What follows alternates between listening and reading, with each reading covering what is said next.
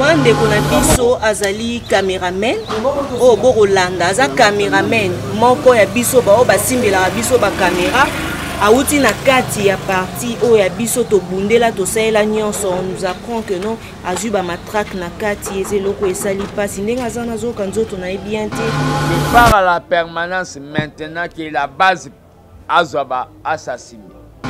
Batu wana mibale bakomi ko kanga parti komi loko ba bien privé na bango. Biso kota suna permanence ce que soto koti kuna ba bundisa biso pourquoi?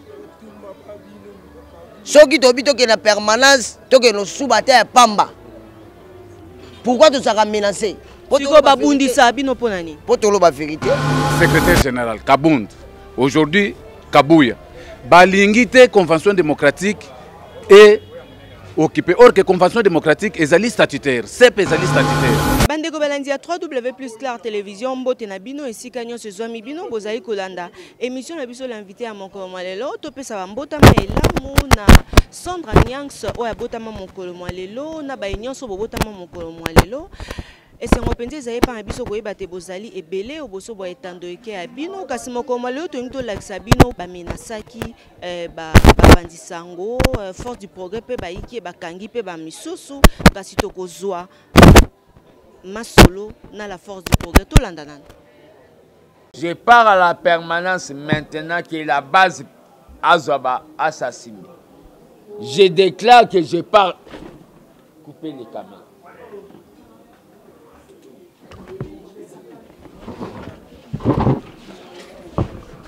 Combattons bana toke permanent. Soit toke permanent.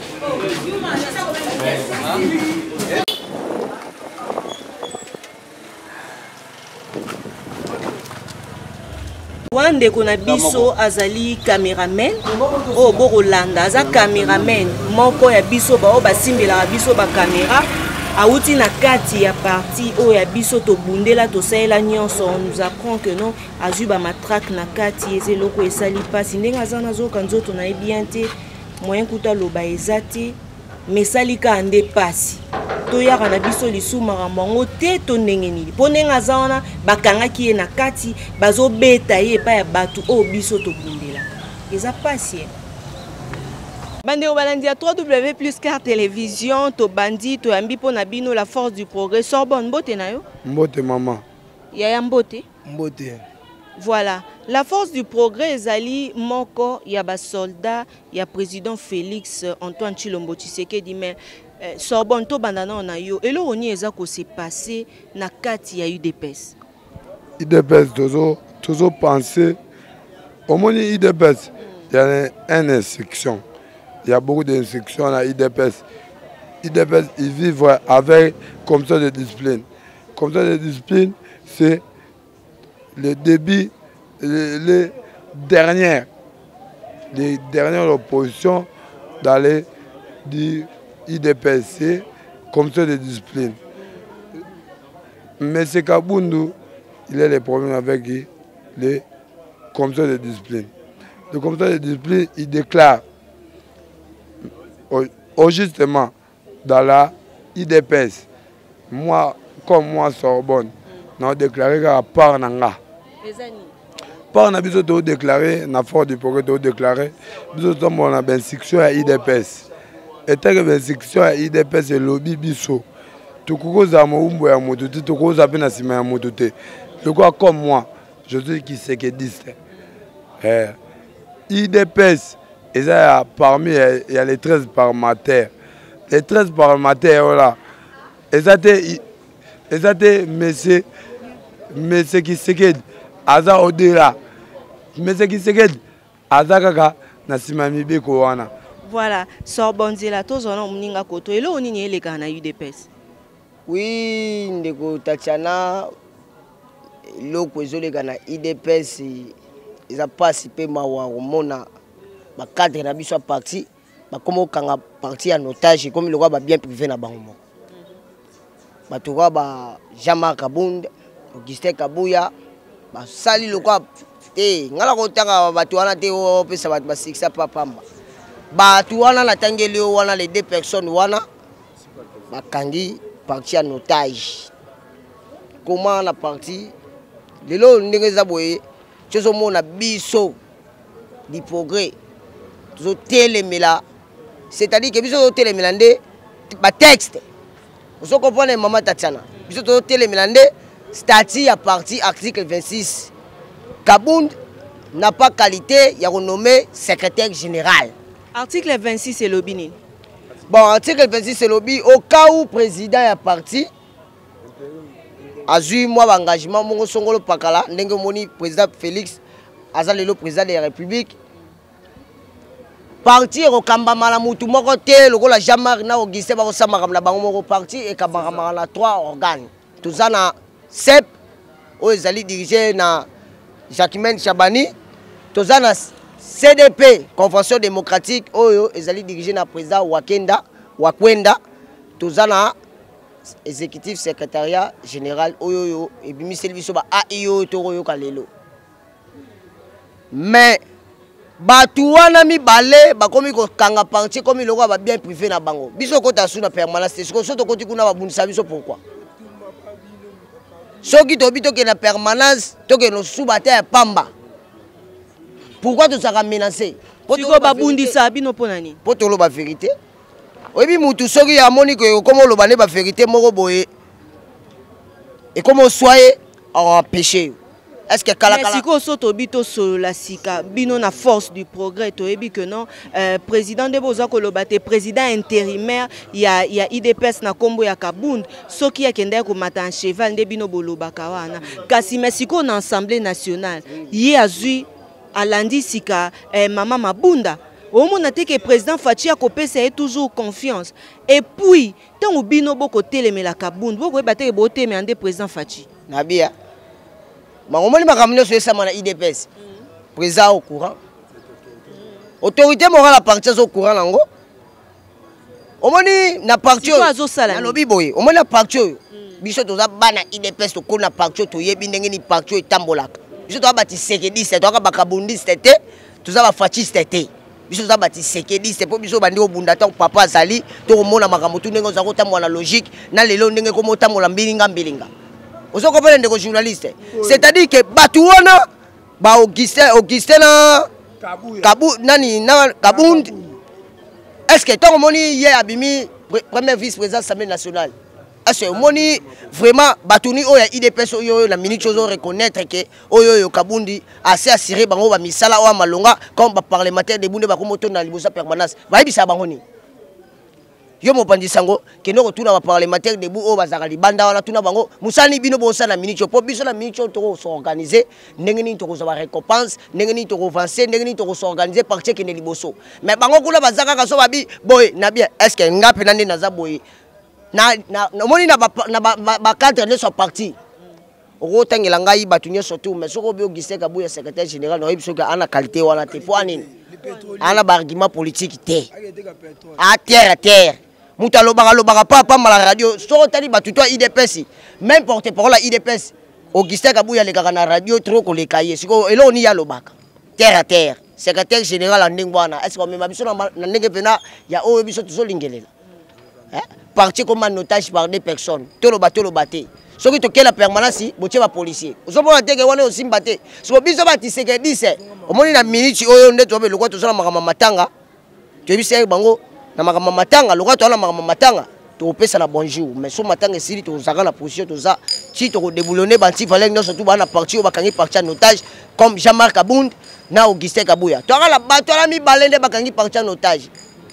Kabound azali à secondaire par les policiers, misusu oyo bazaka na simane soko azuma kanyaka ale kombo mona komo ya ko chambilinga na parti to sisa na yo Sorbonne rapidement yo pe point de vue na au moins te Kabuya pe a soutenir bino makasi du progrès mama oza mama mopandi sango ya Congo ngai na kolinga te na loba mabe pai na yo po o tozolo banyaso bazolanda biso partout dans le monde entier.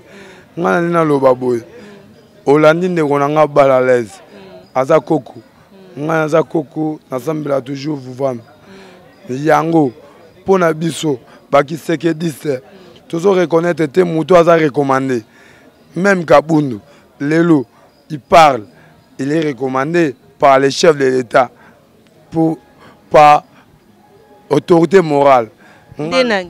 Autorité morale na biso. Yoana to bengiye chef de l'État o to so benga fativite makambu nga na benga ka fativite poani aloba nga petit au moins o to kende to so tambola vite to so tambola vitesse wana zate oyo bomona ya cheval eza vitesse ne ya makolo ya nzambe eri papa loba na biso un jour bolinga te na biso bato mikuse baya batake bino. Bon respecter maloba ya papa, bon respecter maloba ya papa Etienne, père de démocratie. Yango ngai, yango wana mese Sorbonne na zongi lisusu na media po na kotea koloba na bandeko nyonso bayike o nyonso bana na bandako. Biso po na biso ndongolo oyoki ndeko na nga bala les alobi ba article ya parti. Tout na président nomination, président intérim te. Biso po na biso président intérim to mérite na 3 mois. 3 mois déjà passés. Tous les gens qui ont Kabundu. Tous les gens qui ont BT pour naïe. Tous les gens qui ont antivaleur pour naïe. Oya sinon mais biso. Bamonyo oya ici avec M. Kabouya. Mengai pour nangai Sorbonne. O ngai naza malin dans la famille pour IDPS. Nazo lo balelo maman nangai oza média. Yenem Europanza sango pona ba ikenyo so balanda biso na etando si ba Hollanda o monsieur Sorbonne na ozongela bino la force du progrès prochainement poto so la penza bien po boena zubino likolo vu que na banda qui déjà point de presse ya fils Mukoko et zubiso moitan. Merci à Paulin pour les rassembleurs, merci na baike penza to linga kato laksabino ba fait mambozo le kanaï DPS. C'est pas parce que biso tozali contre bangote tozali contre tes champions magusho sangolé qui na donc ko salara musala. Merci à John Songani on tete la ke mafumbe wako tete wa fumba olo kicha olo memba. Merci à Dodo Mwamba, merci à Nabino Nyonso Bayobolinga Rangai donc Debs Mwamba, hein? Merci aussi Nayope et Dodo Ndomba. Dems Mwamba mobile amande fois pembe. Merci à tout le monde. Mbote présent Richard. Mbote maman. Et là, on est les quand les na kati ya UDPS et Panzani tope boni et comme ba pro Kabund ba pro nini ba nini ezole kana. Maman nanga merci. UDPS ekotika la jamais ko Panzana. Mais UDPS e bunda na mboka oyo 37 ans de lutte ya fait Etienne Tshisekedi wa Mulumba o kalamingite tozo kotsaye na mabele. Lutte na ya consacré yango na respect des textes et puis pour na instaurer démocratie na état de droit. Mais ce qui se passe aujourd'hui dans la UDPS, ezali oyo kondo Etienne Tshisekedi wa Mulumba abundelate. Pourquoi maman?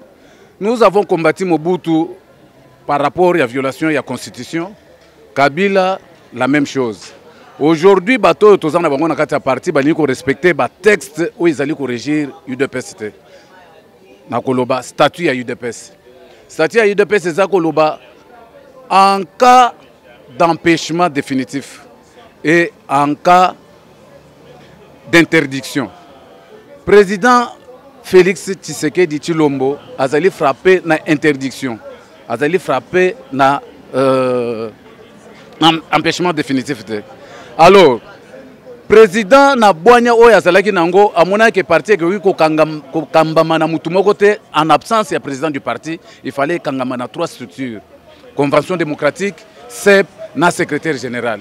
Maintenant, les 2 personnes, secrétaire général, Kabund, aujourd'hui, Kabouya, balingite convention démocratique et occupé. Or que convention démocratique est ali statutaire, CEP est ali statutaire. Ces 3 organes-là doivent collégialement diriger le parti pendant l'absence de notre autorité morale. Mais ces 2 gens-là, ces 2 personnes-là ne veulent plus entendre de la convention démocratique, ne veulent plus entendre de la CEP. Or, président, pardon. Nakato Malbamam qui est quand même Kolobateo, ce qui président le ces 2 personnes là. Mais au comment on a été que Kalamingité a président Fachi a Outi Kocha l'Assemblée nationale kuna moto azui yango wa Kolanda Mama Mabunda Ezali président Kabund. na nyonso boko sala wana boko benga président intérimaire il faut respecter ba texte il faut sala bwe lelo a nommé CG na kati ya parti ya UDPS boko mona teke na nyonso wana combien même bo accusé à Matina Punda nyonso boko sala mais président Fatia ko continuer ko pesa bango confiance boko mona te sengeli bo vendre autour d'une table bobo mamoto. Maman, je crois mon boulot et salamaka dernièrement batouana Convention démocratique na CEP ba visai déjà kabunde que no bazali ko ya ko sala réunion moko ya évaluation pour ba ko kovandisa ba structure wana. Maman, na administration yo so mona un intérimaire azo nommé intérimaire mususu. Parce que Kabunda azai président intérimaire. Un intérimaire peut nommer un autre intérimaire. Et ça l'a raté. Donc, Bango Bazali ko échappé, Kabund échappe na contrôle ya convention démocratique. Convention démocratique ezali loko la parlement ya parti. Na kati nango tozali na commission d'audit, na commission de discipline. Kabund a géré le parti pendant 3 ans et demi. Il faut rendre compte. Ce convention est vendu, il faut entendre comment il a géré le parti. C'est ce qu'il est en train de fouiller. Alingite batona bavanda parce que Bangonde ezali ko chapeauter. Si c'est que des azaki zo baté tango à institut parce que c'est statutaire maman balobaka soko moni soso avimbi na nzungu c'est que na sena mama zali Kabunde devait se poser la question nani afongolela ki convention démocratique porte na résidence na temple biso to benga au temple et pas ya président nani afongolela ki bango porte pour babanda ko siéger kuna convention démocratique il fallait me poser la question na est-ce que batwana baza illégal Basabe illégal te baza ko sala musala oyo parti ezali ko senga na bango basala parce que ezali structure moko statutaire.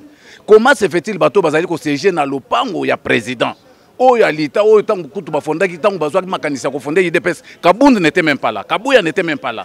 Les pères fondateurs avaient songé de créer ce parti politique pour le bien-être de la population et instaurer un état de droit.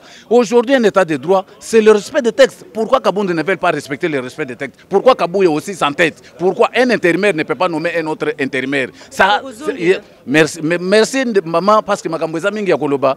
Combat ya UDPS, ezali combat moko noble.